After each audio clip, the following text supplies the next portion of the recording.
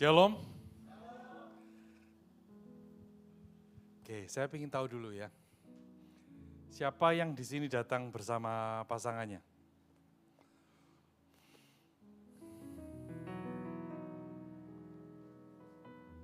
Oke. Kalau bisa duduk berdampingan yuk. Ya. Oke, sebelum kita belajar dari firman Tuhan, ya, kita mau lihat satu video. Ya. Ini sempat Papi kirimkan di grupnya couple. Ya. Tolong multimedia.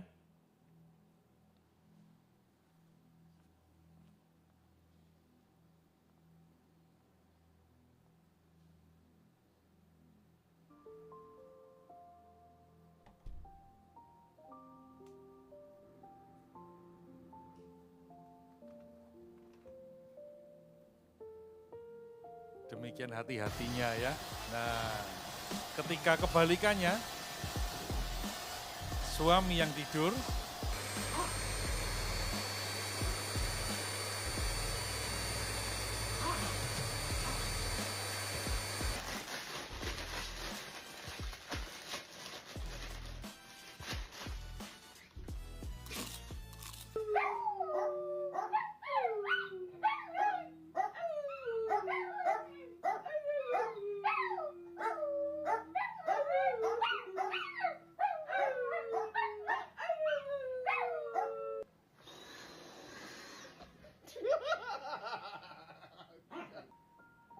ya.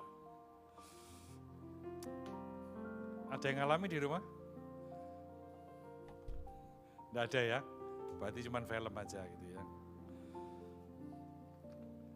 Ya, Bapak Ibu Saudara, saya kasih judul khotbah saya ini Victorious Life, hidup yang berkemenangan. Tentunya ketika kita bicara tentang hidup yang berkemenangan, berarti apa? Dalam bidang keuangan, ya, bidang kesehatan, bidang keluarga, semuanya kita harus merasakan kemenangan. Tidak ada amin. Tidak ada amin ini karena sudah menang semua apa masih kalah semua? Sudah menang ya? Oke, next, berikutnya. Apa yang Bapak Ibu pikirkan dengan foto-foto berikut ini? Iya, silakan dikomentari.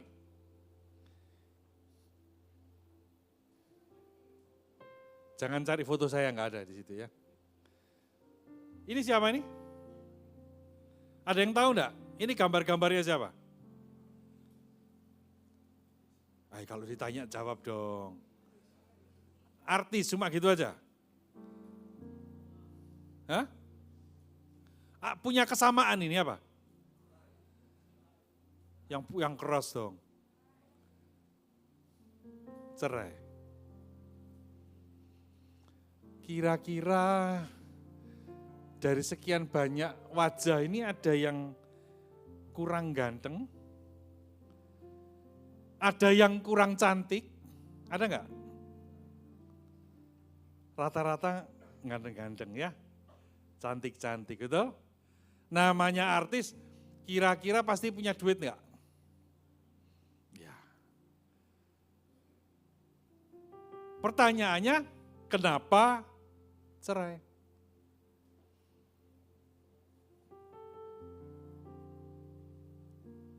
Ada yang bisa jawab?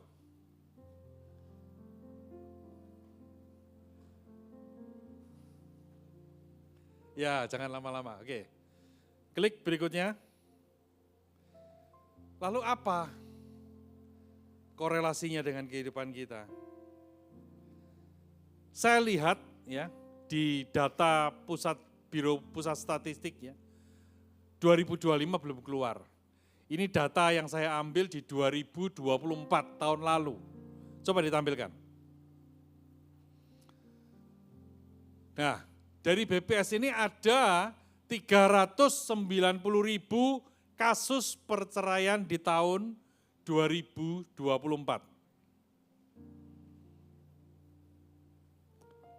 Artinya, coba klik berikutnya.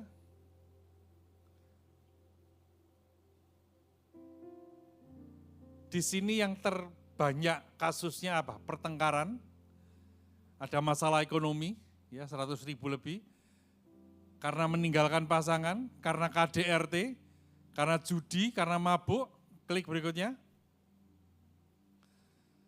Karena zina, karena murtad, poligami, madat, kawin paksa, dan cacat badan. Iya. Bapak Ibu, apa yang ada di pikiran kita saat ini? Ketika ada 390.000 kasus perceraian, berarti ada apa? Ada 2 juta jiwa yang terluka. Siapa itu? Anak, pasangan kita, dan orang tua tentunya. Kenapa topik ini saya angkat? Karena semakin ke sini, inilah yang banyak terjadi di sekitar kita akhir-akhir ini. Sesuatu yang memprihatinkan, namun bukan berarti tidak ada jalan keluarnya. Ya. Saya percaya kita semua mungkin pernah melakukan kesalahan. Ya.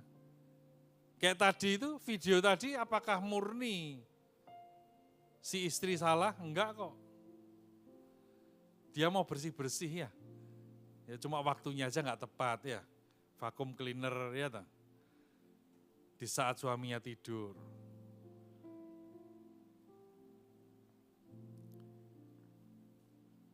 Ketika penyebab-penyebab ini terjadi, ini bukan hanya milik orang yang tidak kenal kebenaran. Banyak sekali yang justru sudah mengenal kebenaran namun tetap tidak bisa mengatasi semuanya ini. Saya sebagai konselor seringkali malah dibenci. Kenapa? Ketika ada pasangan yang ingin berpisah namun saya bertahan tidak boleh pisah. Yang dibenci bukan tindakannya namun orang yang berkata yang dibenci. Tidak masalah buat saya.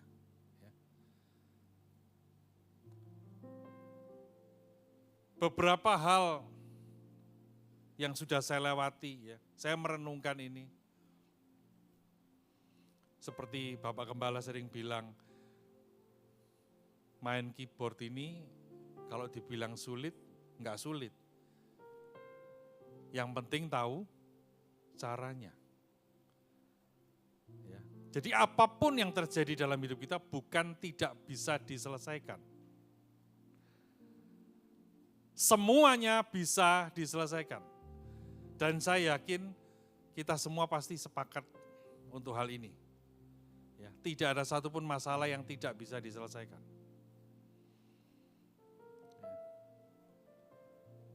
Beberapa waktu yang lalu, ya, saya pernah mengonselingi pasangan suami istri dari Probolinggo. Baru sekian bulan menikah, masih muda, tidak ada yang menyangka tiba-tiba suaminya stroke.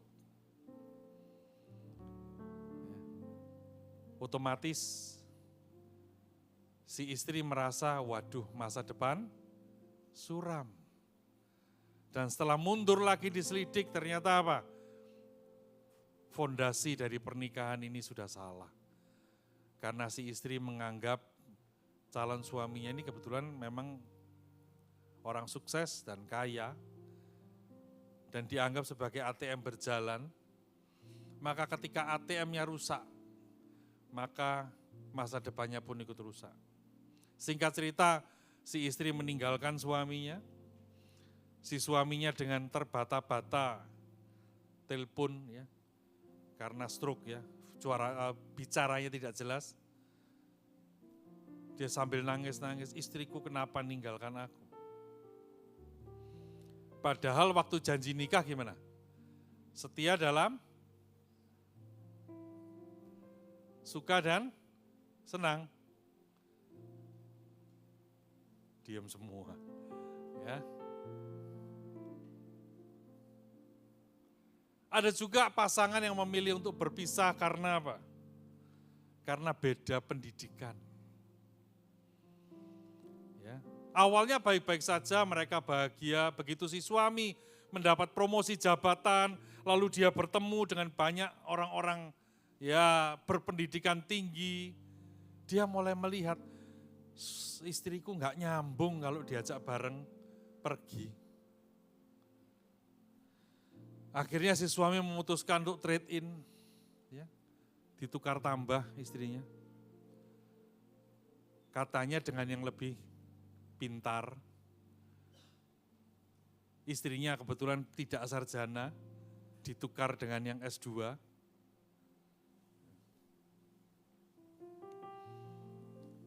Hal-hal begini banyak sekali terjadi di sekitar kita, Bapak Ibu. Yang terbaru kemarin saya di Jawa Barat, sudah menikah 17 tahun, tapi ternyata hidupnya penuh dengan kebohongan. Ada sesuatu yang ditutupi, selama 17 tahun si suami enggak tahu. Dan ternyata istri sudah punya hutang cukup besar. Kadang-kadang keruwetan itu terjadi bukan karena orang lain, tapi karena diri kita sendiri. Saya mengalami kesulitan bagaimana susahnya menyiapkan si suami untuk bisa mendengar berita ini. Ya. Karena si istri ketakutannya luar biasa. Pak, suami saya ini orangnya keras, Pak. Dia kebetulan salah satu aparat. Ya. Orangnya keras, Pak. Saya bisa dipukuli, Pak, nanti. Saya bilang, tenang. Ya. Saya mulai pendekatan ke suaminya. Akhirnya sampai landasan siap untuk menerima landingnya pesawat. Saya bilang, oke, saatnya kamu bicara. Namun kasus-kasus seperti ini tidak semudah, tidak sependek yang saya ceritakan tentunya. Diakui atau tidak, kita ini seringkali mengalami dan memiliki keruwetan dalam hidup kita sendiri. Ya. Saya tidak tahu bagaimana kondisi kita hari ini. Pak, bagaimana dengan pasangan dari anak-anak Tuhan?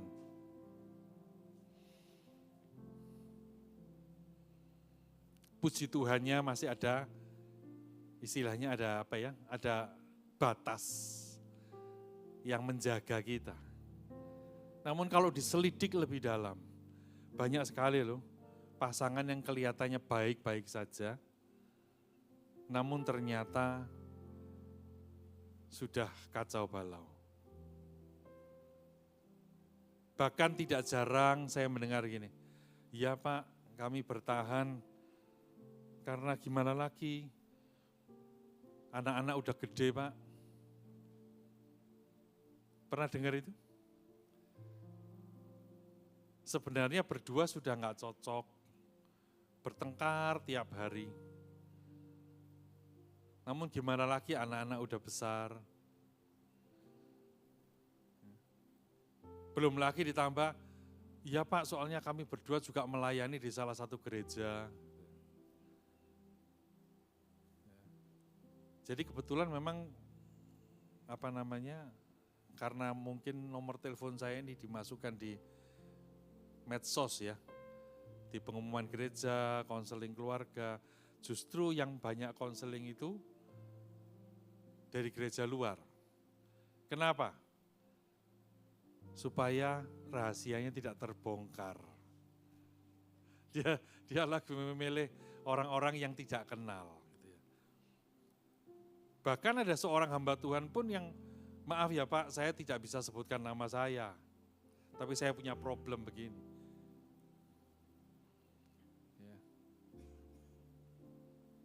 Ada seorang ibu yang tanya, Pak, Bapak ini kok gelarnya banyak? Lalu saya bilang, saya ini bukan cari gelar, Bu. Tapi kenapa kok itu jumlah huruf gelarnya lebih panjang dari nama saya gitu ya. Saya cuma bilang gini, itu salah satu bentuk tanggung jawab saya. Gitu. Untuk sekolah itu enggak murah loh Bapak Ibu. Ya. Bahkan saya harus ke Jakarta, ya. Enggak sedikit biaya yang saya keluarkan. Tapi itulah bentuk tanggung jawab saya sebagai apa? Orang yang dipercaya untuk melayani. Ya. Ini istri saya tahu ya. Kadang-kadang itu sudah cap ratu, tahu cap ratu? Ada yang tahu cap ratu? Nah, ratuku ya. Sudah gratisan gitu ya. Masih bisa marah dengan saya. Karena kadang-kadang orang konseling itu apa? Enggak nyari kebenaran, tapi nyari bolo. Ada yang kayak gitu? Jadi dia konseling, begitu jawabannya enggak sesuai sama keinginannya dia, minggir dia. Kak bolo. Cari sampai yang betul-betul bolo. Nah ini repot. Ya. Apa kata kebenaran firman? Ayo, ya, saya tidak akan bisa punya waktu untuk membahas satu persatu Bapak Ibu. Namun saya rindu di tengah kehidupan kita, rumah tangga kita. Apa sih yang bisa kita lakukan? Ya, di sini saya tidak membahas masa lalu, ya, karena saya tahu banyak sekali mungkin kesalahan yang kita lakukan di masa lalu. Namun itu tidak penting buat saya. Yang penting di depan kita harus melakukan hal yang benar. Amin. Ayo, Matius 7 ayat 12. Ayo baca sama-sama, 2, 3. Segala sesuatu yang kamu kehendaki supaya orang perbuat kepadamu, perbuatlah demikian juga kepada mereka. Itulah isi seluruh hukum Taurat dan kitab para nabi. Matius 7 ayat 12 ini bukan ditulis oleh orang lain. Ini perkataan Tuhan Yesus sendiri. Kalau di Alkitab itu ditulis tinta merah. Ini seperti kesimpulan seluruh hukum Taurat dan kitab para nabi itu isinya ini. Lakukan kepada orang lain apa yang ingin kita terima juga dari orang lain. Sebenarnya dengan satu ayat ini saja selesai enggak semua masalah? Halo?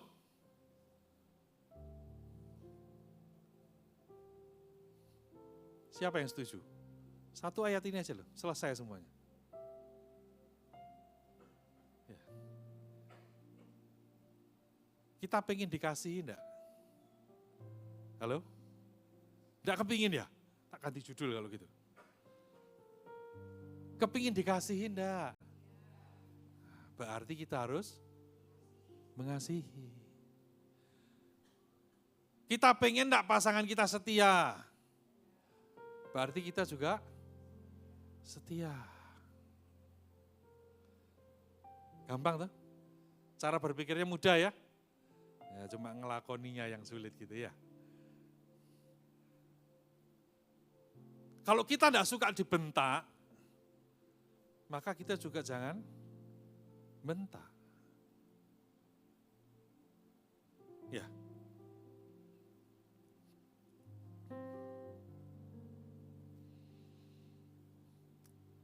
Kasus yang terbesar tadi adalah pertengkaran dan perselisihan.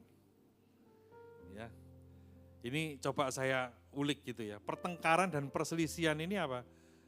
Kenapa sih kok bisa menyebabkan perceraian? Di sini ada beberapa poin gitu ya. Terjadinya terus-menerus. Dan tidak ada solusinya. Dan tidak menemukan akar masalahnya. Ada enggak yang suami istri bertengkar seperti ini? masalahnya yaitu itu aja, muter gitu aja. Gegerannya yaitu itu aja, tidak ganti-ganti judulnya. Kurang kreatif. Ya. Padahal masih banyak yang lain gitu kan ya.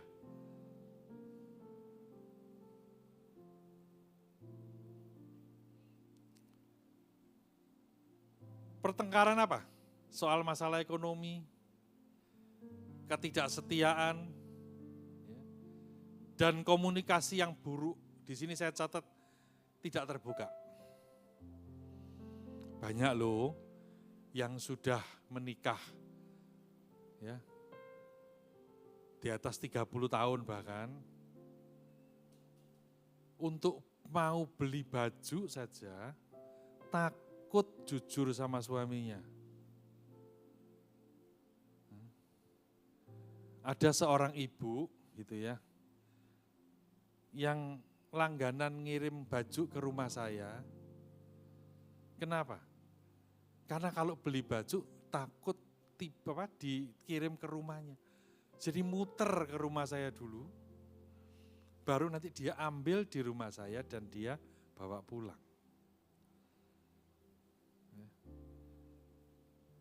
Ini contoh kecil, tapi ini real terjadi di sekitar kita. Bagaimana pentingnya keterbukaan dan kejujuran. Saya sampai heran loh kalau sudah menikahnya sudah 30 tahun lebih. Itu aja masih takut. Aduh, betapa menderitanya, ya kan? Setiap hari ketemu pasangan ini jadi apa? Ketakutan. Ya. Ibaratnya itu kalau ke itu BNS sana itu masuk ke rumah hantu setiap hari. Takut.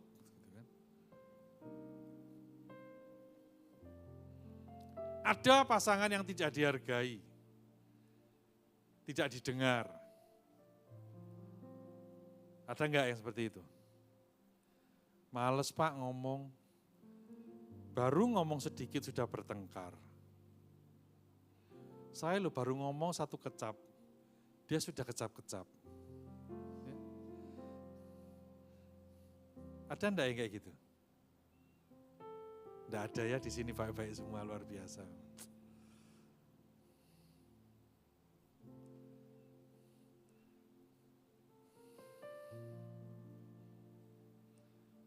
Dulu di salah satu kasus perceraian itu ada satu yang membuat saya geli. Tadi yang salah satu poin penyebab perceraian di yang paling terakhir, cacat badan. Ternyata di cacat badan itu ada satu yang lucu Bapak Ibu. Buat saya lucu sih. Alasan cerainya kenapa? Maaf ya, karena pantatnya hitam. Saya sampai, kok ono ae ya orang ini ya.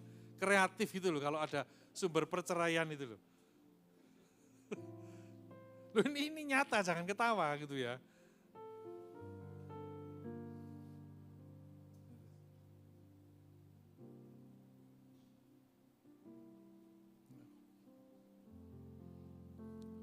Ya, ini contoh Bapak Ibu ya. Klik berikutnya. Nah ini, lalu solusinya gimana sih? Ya tentunya gini, solusi itu saya nggak bisa memberikan semuanya ya, karena kasus banyak sekali. Tapi ini contoh.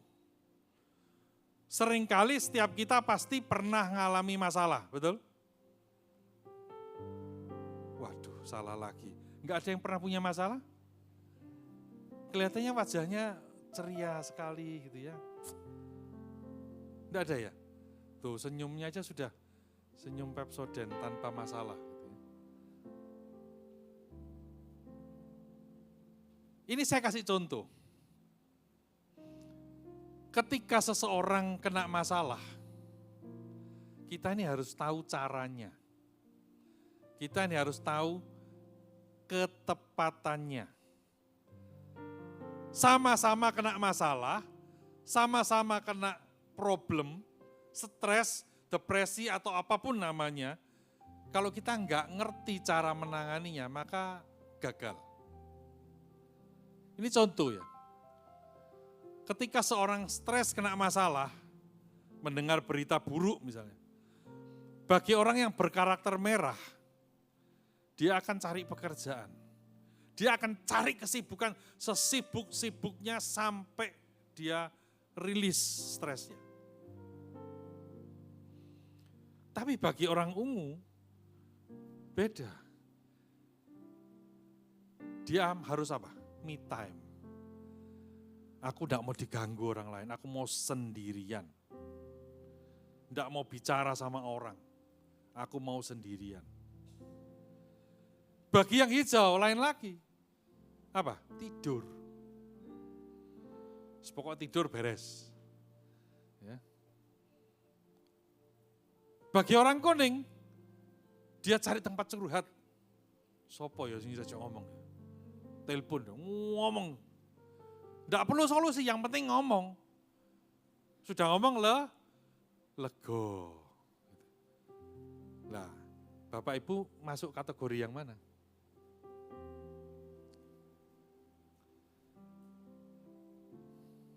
Mulai bisa membayangkan sekarang? Karena bayangkan Bapak Ibu, seringkali orang merah dan orang hijau jatuh cinta. Yang berlawanan itu seringkali berjatuh cinta. Contoh, misalnya si yang laki ini enggak sabaran. Dia jatuh cintanya sama orang sabar, betul? Kok iso ya kamu sabar ya? Aku kok enggak bisa sabar kayak kamu. Jatuh cinta. Masalahnya, sumber jatuh cinta adalah sumber utama pertengkaran dalam rumah tangga. Nanti kalau sudah menikah gimana? Ayo cepetan toh. Jam berapa ini?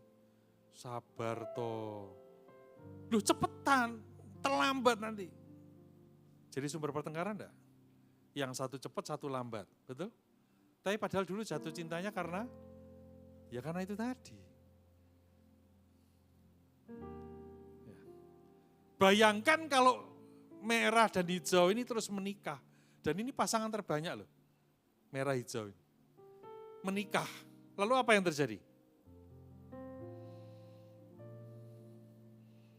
Begitu bertengkar, satunya tidur, satunya kerja. Yang kerja marah. Kamu ini ada masalah kok malah tidur. Ya dah. Bagi yang hijau. Mbok ya wis toh, tak istirahat dulu nanti aja. Bertengkar enggak? Bertengkar loh. Saya dulu enggak punya ilmu ini, saya juga sering bertengkar sama anak saya. Anak saya ungu. Jadi kalau dia ada masalah, saya dudukin dia, Nyo, papi mau bicara. Dak. Kamu kok diem aja? Ndak mood dia ngomong. Saya ndak ngerti ilmu ini. Karena dia ungu. Ndak kepingin diajak ngomong, kepingin diem sendirian di kamar. Saya semakin emosi ndak? Emosi. Ini anak ditanya kok diem saja.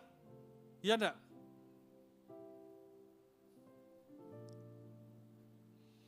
Setelah saya ngerti ilmu ini lain ceritanya.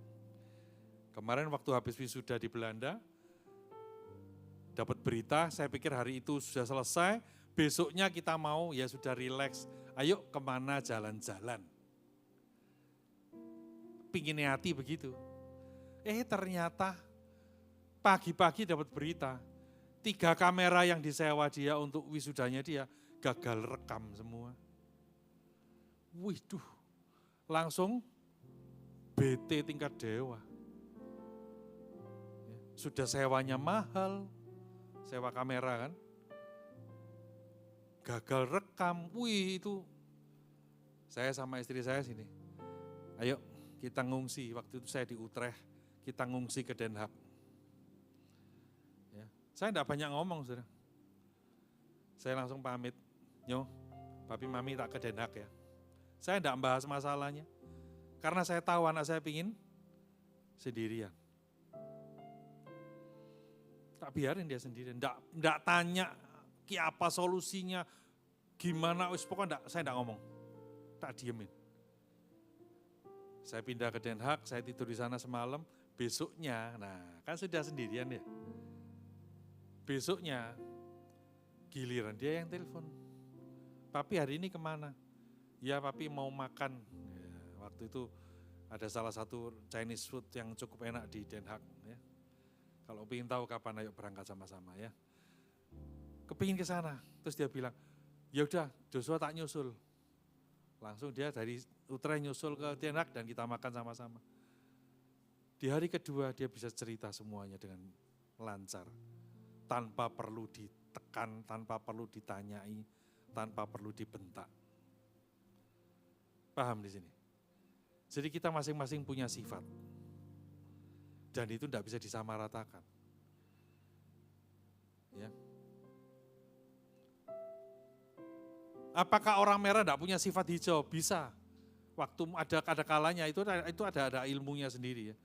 Kadang-kadang waktu dia normal merah, tapi begitu kena tekanan dia jadi hijau. Otomatis biarpun orang merah, begitu kena masalah dia tidur. Ya. Istri saya ini merah, tapi kalau kena masalah dia apa tidur kan? Dulu waktu pacaran enggak ngerti saya. Kamu dulu orang masalah kok malah tidur.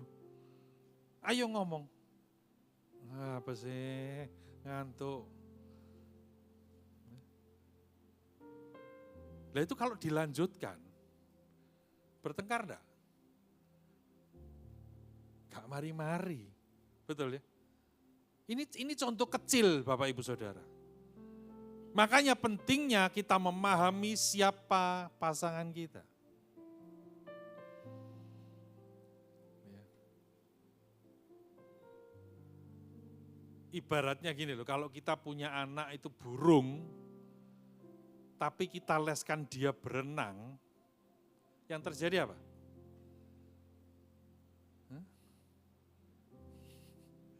Anaknya stres, yang ngajari stres, yang bayar juga nah itu, triple stres.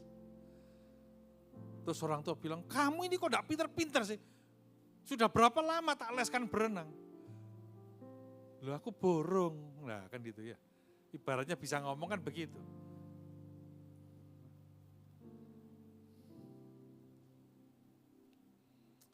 Oke, kurang 13 menit. Saya mau bagikan 2 kunci aja Bapak Ibu. Bagaimana sih ngatasi kehidupan rumah tangga ini? Simple. Yang pertama, selalu mengampuni. Katakan sama-sama. Klik. Ya. Kenapa saya kasih kata selalu?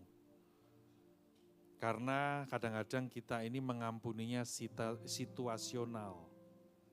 Bisa ngampuni? Bisa. Tapi seringkali bersyarat. Betul enggak?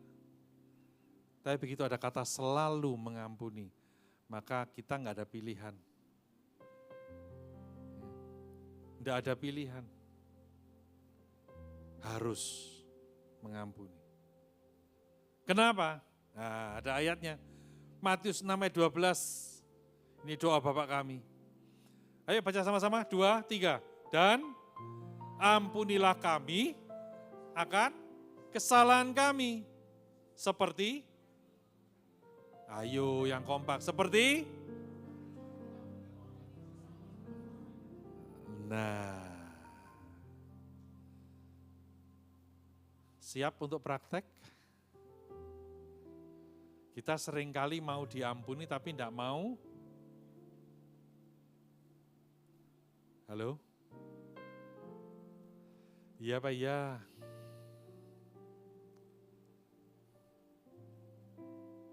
Kuncinya kan sederhana. Supaya kita diampuni maka kita mengampuni. Sederhana. Sederhana banget.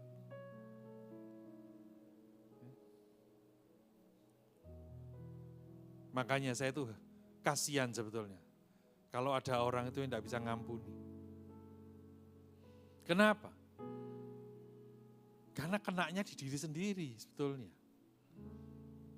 Ya, saya misalnya di sini sebagai hamba Tuhan, saya melakukan kesalahan. Saya salah sama Pak Richard misalnya. Lalu Pak Richard tidak bisa ngampuni saya. Dia pindah gereja. Ya memang saya rugi kehilangan Pak Richard begitu ya. Tapi sebenarnya yang rugi double siapa? Ya Pak Richardnya sendiri. Karena apa? Dia juga nggak diampuni. Ini firman loh, bukan saya yang ngomong.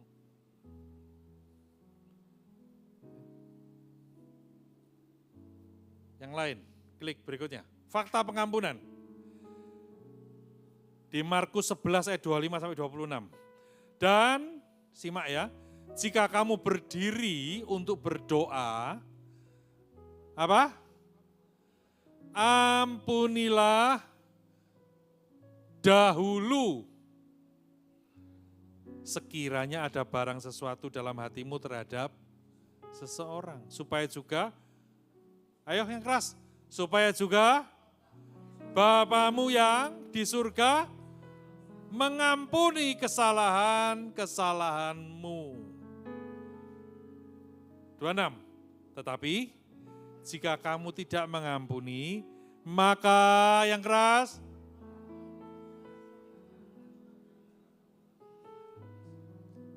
kurang kompak yuk 26-nya yuk. 2, 3, tetapi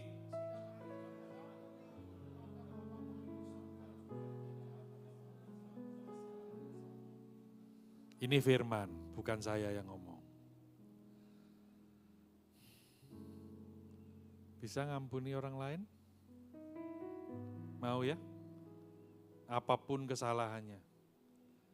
Karena gini loh, kita semua itu bertanggung jawab di hadapan Tuhan. Pribadi, lepas pribadi. Ya, enggak usah bingung menghakimi. Ya. Ini bukan cuma berlaku untuk suami istri ya. Dalam hal bergereja, berorganisasi, di dalam marketplace, lakukan firman ini. Atasan kita salah, maafkan. Karena impact-nya ke kita, bukan ke orang lain. Kalau kita bisa ngampuni, berkat itu ada dalam hidup kita. Gak ada amin, berat ya. Ada yang menyesal datang sore ini?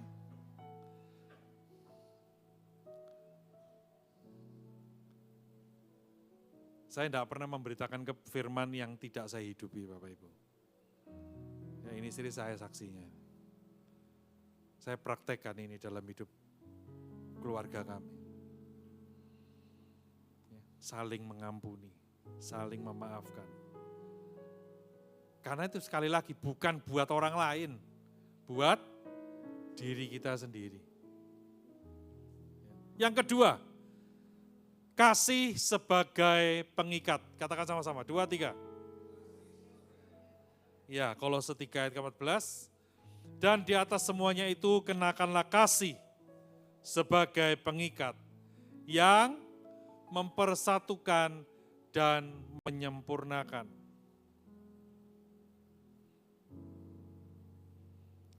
Kasih ini tentunya yang kita pakai bukan eros, bukan filia, tetapi agape. Kasih yang tidak bersyarat. Makanya di dalam rumah tangga, ya, saya kadang-kadang tidak suka sama MC. MC pernikahan itu kan seringkali tanya, kenapa kok senang sama Meme gitu ya. Oh iya soalnya dia ceria, dia cantik, karena ini, karena itu, wakil lah alasannya. Ya, itu cinta karena, betul? Masalahnya, kalau karenanya ini hilang, gimana? Halo? Ikut hilang enggak cintanya? Nah itu loh. Ya. Jadi dari cinta karena, kita harus bergeser kepada cinta walaupun.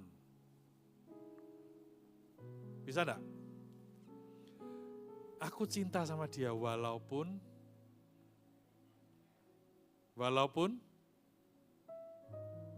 mencekno gitu ya. ini berat ini, ya toh?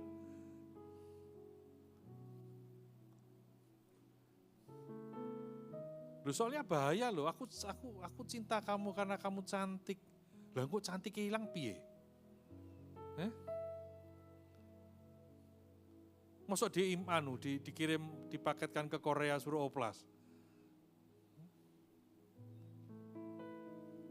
Kadang-kadang ngeri loh, saya ngelihat papanya ganteng, gitu. Ibunya cantik, lah anaknya kok elek-elek. Ternyata punya selidik apa? Loh, operasian kabeh. Ya kan? Kan kasihan anak-anaknya gitu. Aku gak mirip kabeh ya gitu kan. Stres anaknya gitu kan.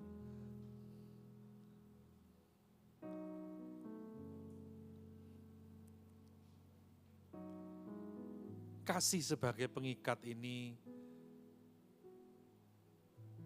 yang menguatkan kita. Ya, puji Tuhan, kita dalam perjalanan menuju 30. Ya. Kalau enggak ada kasih, enggak bisa kita melewati semuanya. Kalau Bapak Ibu tanya, ya, yang paling tahu kelemahan saya istri saya. Tanya sama dia, banyak enggak kekurangan saya? Banyak enggak kelemahan saya? Banyak. Tapi karena istri saya mengasihi saya, dengan kasih yang tanpa syarat, maka itulah yang mempersatukan. Dan saya percaya Bapak Ibu yang hari ini sudah berumah tangga, melewati itu semua, juga ada unsur ini. Hanya saya ingatkan kembali, perlunya kasih agape dalam hidup kita. Victorious life. Yang pertama tadi apa?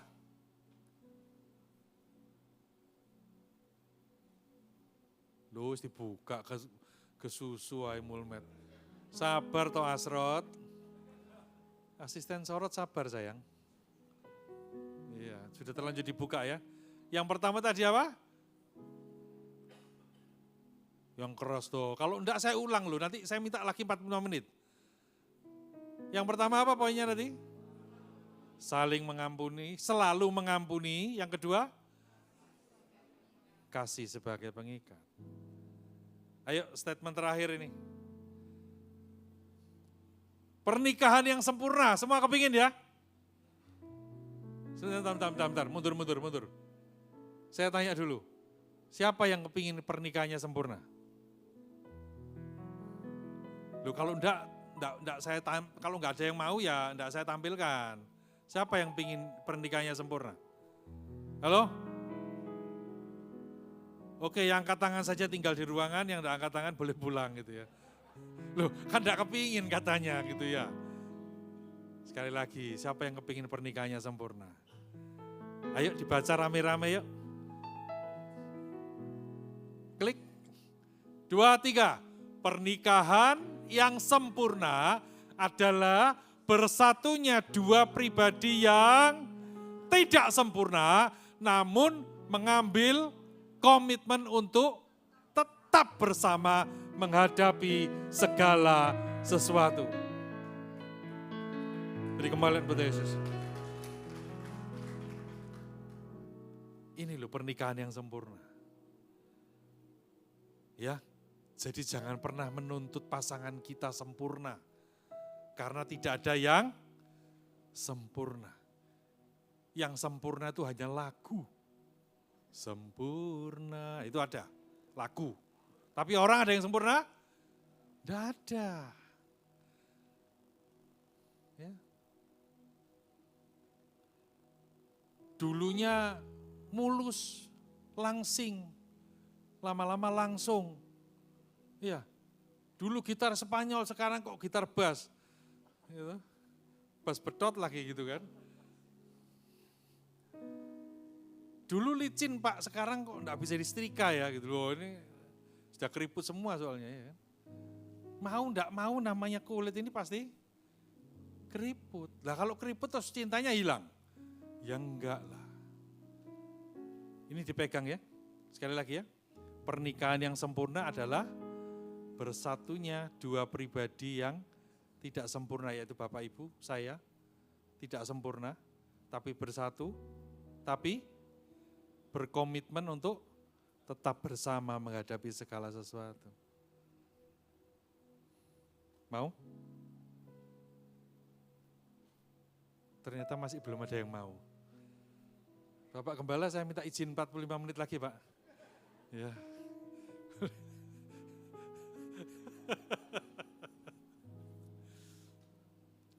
Bapak Ibu, saya rindu ya, kita semua melewati kehidupan ini dengan kebenaran.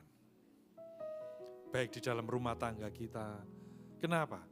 Karena kita ini bertanggung jawab loh kepada keturunan kita. Ya. Pernah suatu ketika ada pasangan suami istri yang datang ke ruangan saya. Enggak bertengkar sudah. Cuma gini, Pak, kami sudah mau berpisah, baik-baik kok Pak. Oh baik-baik ya. Jadi kedua keluarga besar sudah sepakat untuk berpisah. Terus anak-anak, sudah kami bagi Pak, rata. Adil dan merata ya. Nggak tahu sila keberapa itu ya. Jadi ini ikut sini, yang ini ikut sini Pak. Oh terus? Ya jadi kita sudah tidak ada lagi emosi Pak, kita tidak bertengkar lagi, kita mau berpisah. Dia baik-baik saja, saya yang emosi. Tiba-tiba Tuhan tuh memberikan hikmat dengan saya, video saya kecil tuh keluar semua Bapak Ibu. Bagaimana menderitanya seorang anak ketika dibesarkan dengan single parent. Keluar semua. Ya, saya kali itu saya yang marah, tentunya dengan yang terkontrol ya, marah bukan yang marah gimana. Saya cuma bilang, kalian ini manusia egois. Saya jabarkan satu persatu. Mungkin suami istri ini kelihatan, saya ini kan kelihatannya sabar gitu ya. Begitu saya marah takut mungkin. Jadi yang tadinya itu sudah berjauhan duduknya mulai mendekat, takut dicokot mungkin ya. Mulai mendekat, mulai pegangan tangan, mulai sadar. Yang saya omongkan semua ini mulai sadar. Apa sih akibatnya pada anak-anak mereka? Ya, dan puji Tuhan, ya, dengan kejadian itu, akhirnya pasangan suami istri ini kembali rukun dan sampai hari ini tetap bersama. Setelah mereka pulang, saya cuma gini, oh Allah Tuhan, berarti pengalamanku masa kecil tuh untuk orang ini. Karena apa? Segala cara kebenaran diungkapkan enggak mempan. Mereka sudah punya jawaban, pisah. Banyak hal Bapak Ibu Saudara yang terjadi ya. Tapi kembali lagi kerinduan saya, ayo ya. Yang lalu biar berlalu ya. Kita enggak memasalahkan apa yang di belakangnya kita, tapi yang di depan ya. Mungkin saat ini suami istri sering bertengkar, enggak ada masalah. Perbaiki itu di depan. Karena itu juga keteladanan yang kita berikan kepada anak-anak kita, kepada keturunan kita. Amin.